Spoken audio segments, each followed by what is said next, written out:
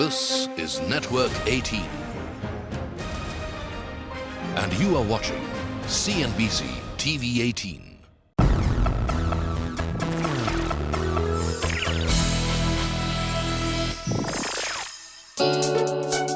Ranveer Singh burst into Bollywood in 2010 with his debut film Band Baaja Baaraat.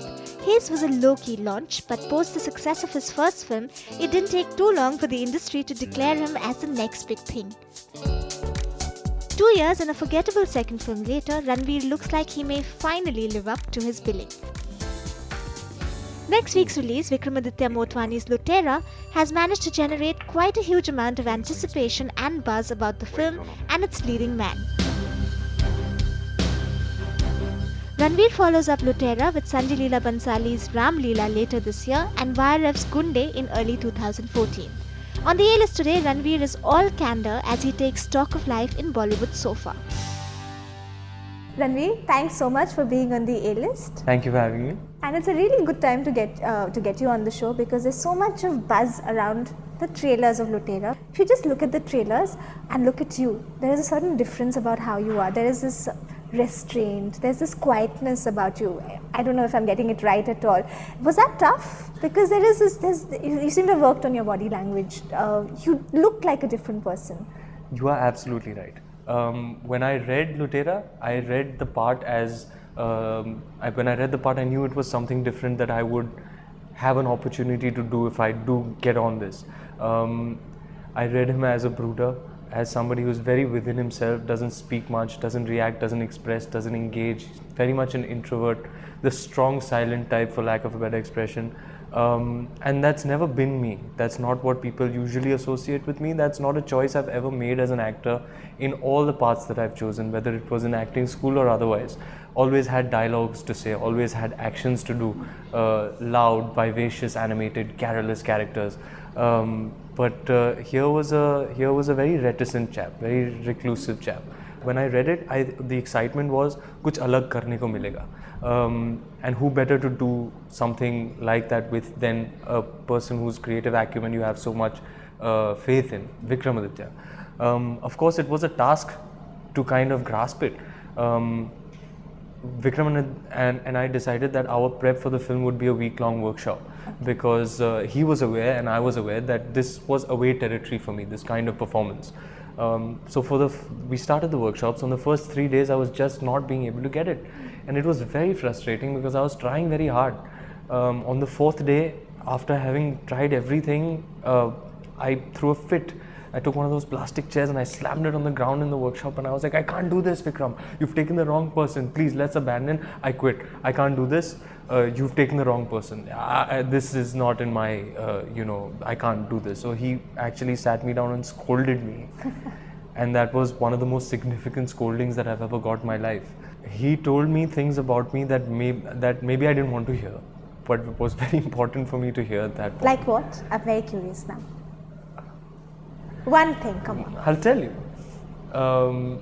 He said, all your bad habits, the reason you're not able to grasp this character and you're not able to do what is required of the writing is because you have some bad habits as an actor, and those bad habits are all stemming from your predispositions as a person and as an actor. You have some strange predisposition where you think you owe it to everybody to keep them entertained all the time.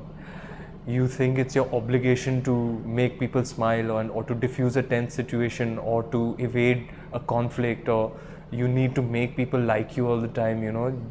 All your bad habits are stemming from there, and the fact that you keep repeating your bad habits is what is restricting you as a performer and is stopping you from growing as a person. I know you have that sensitive side to you.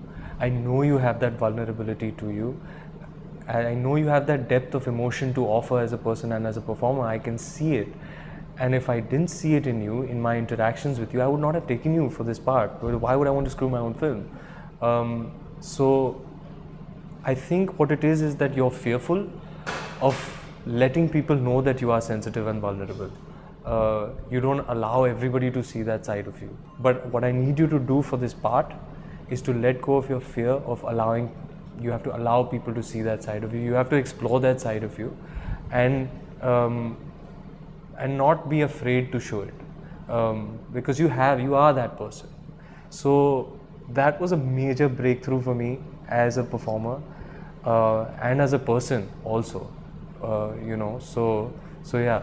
So it's quite funny. In a reverse way, he was telling you to let go of your inhibitions, but not really let go of your inhibitions. I mean, just look at it that way. Yeah, I think a lot of people are told, let go of your inhibitions. Here you were being told, listen, get inhibited. Get inhibited. Yeah. It's a great way of putting it. I think you hit the nail on the head. I'm good. But see, you're also perceptive and insightful as a person. So, when I was reading up on the film, you also mentioned in different interactions that you actually told Vikram that I want to work with you. So, as an actor, does that come naturally to you to tell directors that you want to work with that, look, I want to work with you? No ego there? Most definitely, but there are varying degrees to which you take that. If you happen to meet somebody, to mention to them that, look, I've seen your work, I really love it, and I would love to collaborate with you. For me, that's okay. But I'm not cutthroat in the sense that I try and steal films away from other actors. I don't push and make calls repeatedly and try to fit myself into a part that is not coming to me.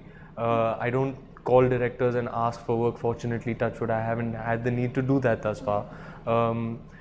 So if I do bump into a person, I do mention that, I love your work, I would love to collaborate. That's exactly what I did with Vikram. It was the Filmfare Awards, and Udaan and Band Baaja released in the same year. You know how you take your trophy, a picture with your trophy backstage. So I had my picture clicked, and next in line was Vikramaditya. And on the way out, I told him, look, I saw Udaan and I thought it was amazing, and I would love to collaborate with you if you have something for me. And he said, I do. And we met on it. And that's really how the wheels got put into motion. I find it too taxing, to put up pretenses, to put up a front. Once you become thick-skinned in the sense that you lose the fear of being judged, that is really empowering.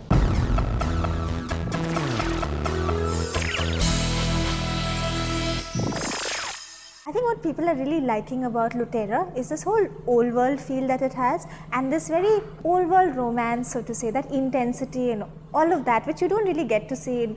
But for someone like you who's in your 20s and very part of this new generation, was there a disconnect? Well, you're absolutely right. There is a difference between that old world romance versus the new idea of romance. The whole concept of a romantic relationship, I think, has changed, and it's evolved along with the evolution of our society. We have these technological advancements which have such a great bearing on what it means to be in a romantic relationship. The connectivity and communication is increased so much with mobile telecommunication, FaceTime, Skype. All these things have had a great effect on what it means to be in a romantic relationship. Everything is, like you said, instant, fast-paced.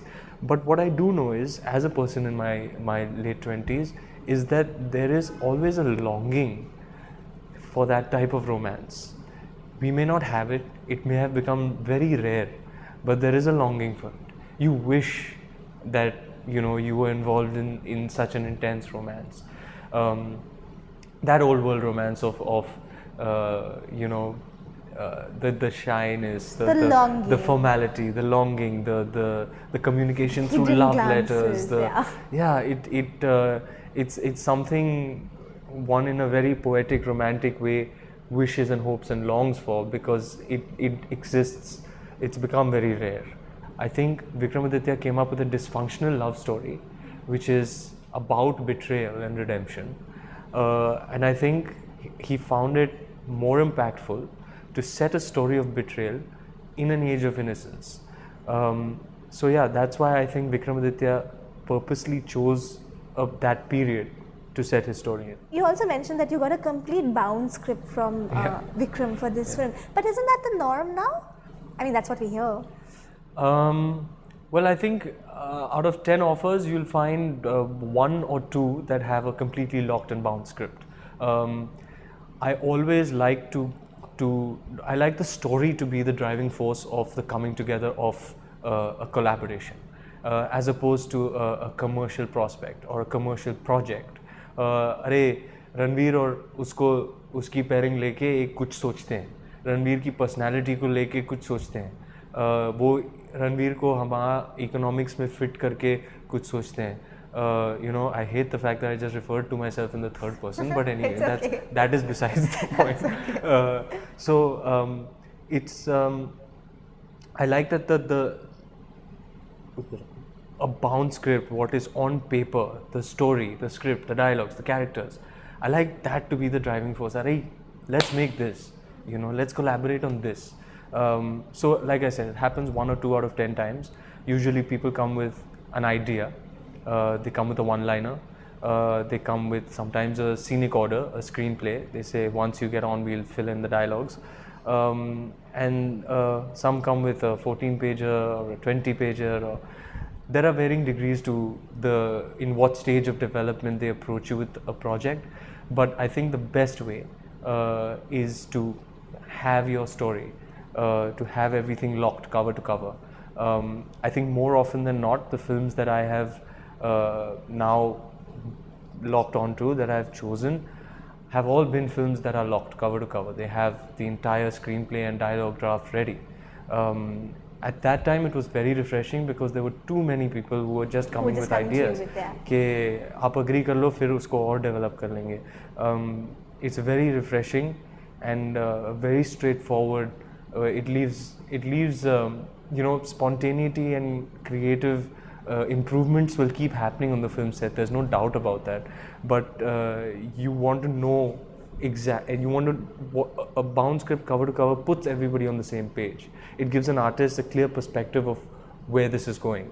So in my opinion, it's the best way to approach an artist. Actually, you preempted my next question. I was going to ask you how much of a spontaneous actor you are. Do you consider yourself a spontaneous actor? I wasn't. I think I used to hold things very tight. I used to come very prepared and very, very rehearsed. And that used to be just out of fear and nervousness that I better get this right today. I think the first person to kind of break that for me was Anushka. I learned a lot from her. She explained to me, she's like, you get hyper, you think, oh, celluloid is forever and what jo aaj chapega wo zindagi bhar ke liye rahega, mere jaane ke baad rahega. So you need to chill out a bit, enjoy the creative process. It's like grains of sand. If you hold it too tight, it's all going to fall out from the sides. But if you leave it a little loose, you will stay with it. I think I've completely broken out from what I used to be. I used to prepare, study, plot and scheme different ways of how I can do this. I would have 5 options ready, 10 options ready, because I used to really get into it and mull over it. Now I prepare and I crush it all up and I throw it out the window. So whatever stays in the moment from my preparation stays, whatever comes organically. But I leave a lot more room for spontaneity now because I feel like I enjoy it more. So from being very rehearsed, I have become very, very spontaneous. Also, another criticism of mine, another critique that my directors feedback they used to give me is that if you come so prepared, if I want you to change it, you're not going to be able to do that because you're so well prepared and stuck into something else. So I have to give them that option to be able to mold what I'm doing in any way they want. So I've completely changed my approach and I've become more the spontaneous kind of actor now than the completely rehearsed guy that I used to be. There's a contradiction in terms there because you've trained yourself to become spontaneous? Imagine that. I have to let go of, it's like the reverse, inhibited ho jao. It's like. And now I will become spontaneous. Yeah, I'll school myself to become. Yeah, I don't look at my dialogues till I'm getting my makeup done now. Because the more, I don't like to now get into the nitty gritties, all those little text analysis and beat breakdowns, all the stuff I learned in school, I don't do that anymore. But does it kill you from inside? Maybe because I've gained a little bit more confidence and comfort in what I'm doing. I think that's where it comes from, the ability to leave it so loose, because all that prep used to be just my nervousness coming out, now I'm a little more confident, a little more comfortable, so I leave it. I don't 2 nights before just thinking and all that, none of that. Just whatever happens in the moment, and most of it happens when you're on the film set. And you spoke a bit about your natural exuberance, the fact that you needed to always put on this very exuberant exterior and be the life and soul of the party. But that did get misconstrued and misinterpreted to a certain extent. So was there a learning there somewhere right after the success of Band Baaja Baaraat? It did, of course it did. Yeah. I really did bear the brunt of it being misconstrued. It was very hurtful that people were pointing fingers about the way I am. But I think with the passing of time, there's a little bit 2.5 years that has elapsed since the time I first came. People have understood, oh, he's like that, and it's not just that. With Lootera, I think I hope people understand that I'm not that unidimensional person. In very basic terms, some people say, people think you lack that thera, that seriousness, that depth, So I hope that notion breaks with Lootera. Yes, for a phase in between when I first came, when people didn't know what to expect, or maybe I was too heavy a dose for them, maybe it was misconstrued. But yeah, now I have seen that people have accepted that this is who I am, this is the way I am, and I find it too taxing, to put up pretenses, to put up a front, to project something that I'm not, to behave a certain way, to change my way of being and behavior for what other people think. I think it's I think once you become thick-skinned in the sense that you lose the fear of being judged, that is really empowering. I'm not close to anything, I don't say no to anything. I would want to attempt it at least once. Nonsense may be a kala hota hai, So it's an art form. I want to do everything.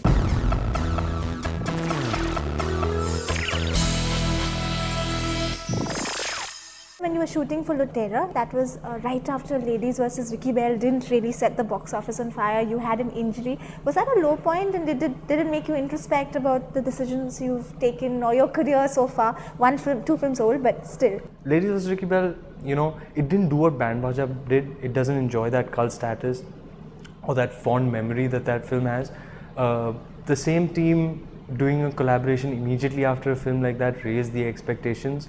But there were a lot of positives that came out of Ladies vs. Ricky Bell. It was not a complete disaster. It was actually a plus film for me for all practical purposes. There wasn't much to do in terms of acting in Ladies vs. Ricky Bell. It was just I had to look good. I think I managed that. Very well. I got there positioned. Was a shirtless scene. Yeah, I got positioned as a thank you, as a sex object, yes. a desirable entity. When it comes to a man, it's always a good thing. Commodify the men for once. So that was what was being done to me. That was the positioning that we were going for with that film, and I think it worked in that sense. It made a lot more money than Band Baaja did actually. Okay. It established a certain commercial standing. It got an average 3 on 5 type of star rating. I guess the euphoria that a Band Baaja Baaraat managed to generate. Yeah, it did well. It was a plus film. Only positives for me came out of it. But yeah, it didn't live up to Band Baaja. So it feels like a downer. When it doesn't, it's not really statistically or for all practical purposes, it's not. It just didn't live up to what Band Baaja did. Positives came out of it in the sense that now girls used to think I'm sexy, which they didn't before. And I sensed that from all the feedback that I was getting, social networking sites, from what people wrote about me, from what people tell me. So that was a good thing. And Lootera, the injury, that was a low point, because I was like, I'm at this nascent stage of my career. I barely started. I've got so much to give. I've got so much to do. There are so many things left to do. Dance, fight. They always teach us in acting school. You are the player, and this is your instrument. There's not much a guitarist can do with a broken guitar. So I was out of action, laid up in bed, staring at the ceiling, being like, well, this is not happening right now. It was a serious injury. Stretchered me out, put me on a chopper, got an MRI done, told me I had to be in bed for 3 months. So I took it very seriously. I said, this cannot be happening. It literally career threatening. It taught me a lot, the experience, and I मैंने ठान ली that boss, this whatever has happened will never happen again. I will bounce back, and I will bounce back stronger. And My doctors told me that I made a recovery in record time, and I made 120% recovery. And now I'm doing all the dance and action in Ram Leela and Gunday. And many films, Gunday, Ram Leela, Lootera, which Lootera I think is going to be a game changer for you. I really think so. I hope You so. know, I hope because so. Would you do a crowd pleaser which makes no sense to you, but you know it will become a big blockbuster? Tough. I'm never close to anything, but I think somewhere or the other it has to make sense. You know, it has to make some sense. Good commercial cinema. That's what you want to be a part of. That has a certain level of credibility. Like Gunday is good commercial cinema, I would say. You know, it has a thread to it. It's not completely mindless. It's not completely brainless, because that gives you no gratification. You know, it gives you no satisfaction. You know, to do something completely brainless. But I'm not close to anything. I don't say no to anything. I would want to attempt it at least once. Nonsense may be a kala hota hai. You know, so It's an art form. I want to do everything. So the idea is to make a significant contribution, to be proud of what your body of work looks like at the end of your career. That comes again from working with the best makers and being a part of the best stories. And if you keep doing good work, then you will continue in that vein. Fortunately for me thus far, people saw potential in me from my first film, and I've got great work coming up. I'm very excited about the year that's coming up. After a 19-month gap, which is too long for anybody at a nascent stage in their career, I might have 4 releases in the span of a year. So I hope with each film, I'm able to take one step forward. So Ranveer, all the best with all the films that are coming up, especially Lootera, which we're really looking forward to. Thank you.